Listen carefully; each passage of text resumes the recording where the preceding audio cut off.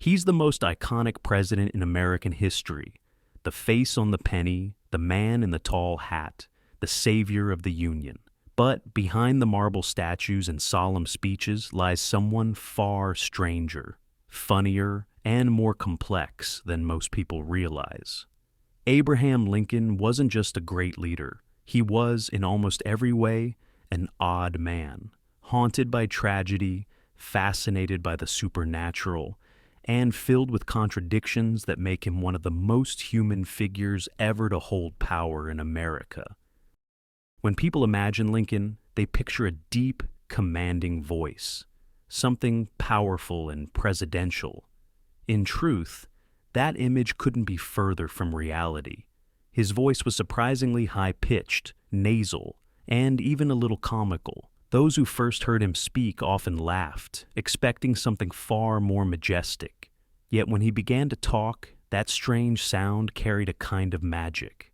Listeners described it as magnetic, a tone that somehow drew people in and made them forget everything except his words. It wasn't the sound of his voice that moved the nation. It was the sharpness of his mind and the weight of his conviction. That mix of intellect and humanity defined him. Lincoln loved humor, not the polite, rehearsed kind, but the rough, mischievous storytelling of a frontier lawyer.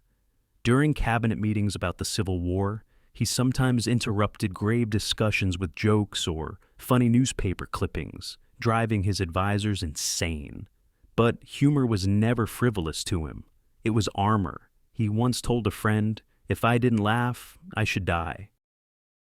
Behind every quip was a man locked in a lifelong battle with what he called the blues. Even as a young lawyer in Illinois, friends often found him staring silently through windows for hours, tears in his eyes, as if he could see something no one else could. "He looks," one said, "as though he could see the end of the world." And maybe, in some strange way, he could. Lincoln's life was shadowed by death from an early age, and as he rose to the presidency, he became increasingly drawn to dreams and premonitions. Just days before his assassination, he told his wife and several friends about a haunting vision. In it, he was walking through the White House late at night. The halls were quiet, except for the sound of sobbing. He followed the cries into a room where a corpse lay guarded by soldiers. When he asked who had died, a soldier answered, "The president. He was killed by an assassin." Lincoln woke up trembling. What he thought of that dream, no one really knows, but it became one of the most chilling premonitions in American history. His fascination with the supernatural wasn't limited to that eerie dream. After the death of their young son, Willie, Lincoln and Mary Todd Lincoln began hosting seances in the White House. Mary was convinced she could communicate with their boy's spirit. Lincoln sometimes attended quietly, skeptical but never dismissive. He understood grief too well to mock anyone's hope. Even after his death, the ghost stories didn't stop. Winston Churchill claimed he once saw Lincoln's spirit standing by the fireplace in the Lincoln bedroom. The Queen of the Netherlands fainted after seeing what she swore was his ghost. And to this day, some White House staff still report hearing mysterious footsteps and knocking sounds in the hall near his portrait, as if the man who saved the Union never fully left it. In life, Lincoln was just as peculiar physically as he was spiritually. At 6'4", he towered over almost everyone in his time, a literal giant in an age of smaller men. His limbs were impossibly long, his hands huge, his posture slightly bent, and his clothes always seemed to hang loosely on him. Some modern doctors even suggest he may have had Marfan syndrome, a genetic condition that gives people unusually long arms and legs. One contemporary described him as a bundle of sticks in a coat, but beneath that awkward frame was surprising strength. He could lift 200-pound barrels with ease, split wood faster than anyone around, and when he was younger, he was almost unbeatable at wrestling. In fact, he fought over 300 matches and lost only one. Local legends say he once threw an opponent clear over a fence. Today, the National Wrestling Hall of Fame lists him as an outstanding American wrestler. It's one of those facts that feels almost too absurd for the man who wrote the Gettysburg Address, but it's entirely true.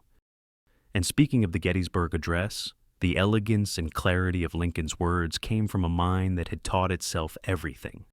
He had less than a year of formal schooling, yet his hunger for knowledge never stopped. He grew up poor, surrounded by hard labor and empty fields, but he borrowed every book he could find, reading them by the faint light of a candle after long days of work. He taught himself law, history, mathematics, even Shakespeare, not for any career, but out of sheer curiosity. By the time he became a lawyer, his grasp of the law was so exact that he could recite entire passages from memory. Yet he always spoke plainly, never trying to sound clever. That's why his speeches endure, short, clear, human. Beneath all that intellect, though, was a heart shaped by loss. Before Mary Todd, there was Anne Rutledge, Lincoln's first love. She died suddenly of typhoid fever, and her death nearly destroyed him. Friends feared he might take his own life.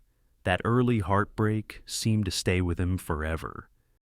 When he finally married Mary, their relationship was intense, brilliant but volatile. Mary was ambitious and deeply emotional, prone to outbursts and jealousy. Their fights were so loud that neighbors could hear them through the walls. Yet Lincoln never abandoned her. He understood her pain too deeply. After his assassination, Mary spiraled into grief and was eventually institutionalized. Their marriage, for all its chaos, was bound by something few people understood: shared sorrow. If there was one place Lincoln found peace, it was with his children. Despite the weight of war, he remained a playful father. His sons ran wild through the White House, interrupting meetings, pulling pranks, even leading goats through the East Room. Rather than scold them, Lincoln laughed. "Let the boys have their fun," he said. "They'll never be young again."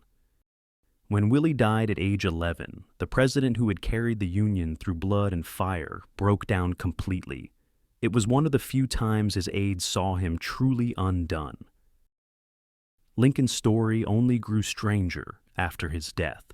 The coincidences surrounding him became part of American folklore.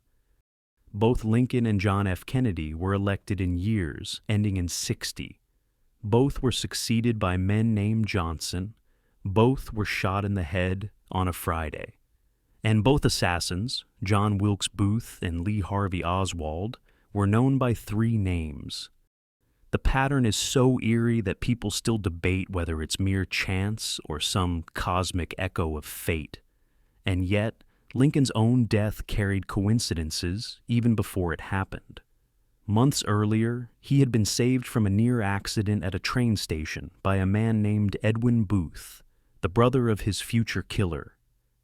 Then came April 14th, 1865. Lincoln attended a play at Ford's Theater, Our American Cousin. He was in good spirits, laughing often. Then John Wilkes Booth, a famous actor and Confederate sympathizer, slipped into the presidential box and fired a single shot. Lincoln never regained consciousness. He died the next morning. The dream he'd spoken of had come true. But even death couldn't silence the strangeness. In 1876, a group of counterfeiters tried to steal Lincoln's body from his tomb in Springfield, Illinois. Their plan was to ransom it for $200,000 and the release of a jailed accomplice. They failed, but officials, terrified of another attempt, secretly moved Lincoln's coffin and hid it in different places for years. In 1901, it was finally buried beneath 10 feet of concrete and steel. His coffin was opened multiple times to confirm his remains, and each time, witnesses said his face was perfectly preserved, as though the man who refused to rest in life would not decay in death. Even before all that, Lincoln had shown a restless creativity that seemed to defy the limitations of his time. He is still the only U.S. president to hold a patent for a device that could lift riverboats over sandbars and shallow waters. The invention was never built, but his wooden model still sits in the Smithsonian, a quiet reminder that Lincoln's genius stretched far beyond politics. He thought like an engineer, always searching for solutions to the impossible.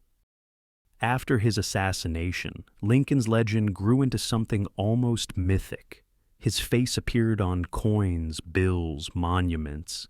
He became a symbol of unity, wisdom, and sorrow. But what keeps him alive in the American imagination isn't just what he did. It's who he was. A man of contradictions, both dreamer and realist, joker and mourner, skeptic and believer. Even now, people say his ghost lingers, not out of fear, but because his story never found an ending. Lincoln once said, "I am a slow walker, but I never walk back." Maybe that's the secret to why he still feels so present.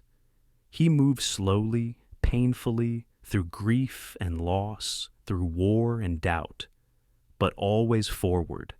And perhaps that's why, more than a century and a half later, America still feels him beside it. Not as a saint or a myth, but as a man, tall, strange, brilliant, and endlessly fascinating.